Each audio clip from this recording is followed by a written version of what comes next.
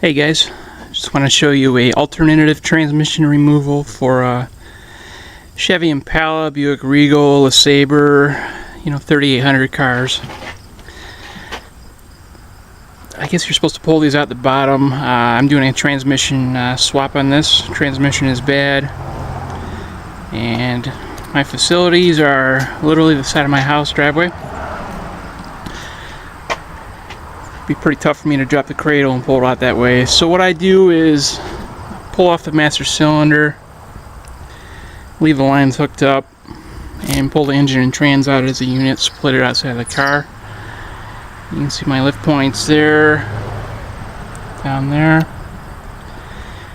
Right now this is ready to come out. I've got 1 hour and 20 minutes into this. I've done this plenty of times, so I'm pretty quick at it. We're on the driver's side axle. Axle's still in place. All I do is I bolt the transmission mounts and pop the axle out of the transmission with either a screwdriver or an axle puller. Driver's side, you can pull the alternator off, the bracket off if you'd like. I usually do. This one I left it on, see if I can get around it. Coils I did pull off and pull out of the way so I can get this lower hose here and the AC bracket off. I just slipped it back on so it's out of the way. And power steering pump, I just unbolted it 2 bolts and it dropped down in there.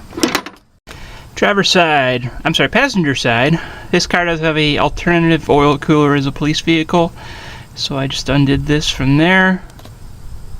And oil filter housing adapter. Unbolt that and drop it out of the way. This gasket's available from pretty much any auto parts store. Oil filter adapter gasket they call it. It's about $2. And this is kind of a pain to scrape all this off, but get a good gasket scraper, scrape it off with a razor blade. And of course I pull the axle out of this side.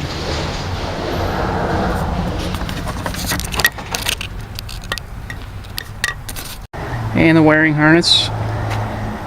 You do have to undo it from the cat converter in the back, the rear O2 sensor, and all pulls out the top. And just put that out of the way. Dropping it back in. I'll show you that. There it is coming out.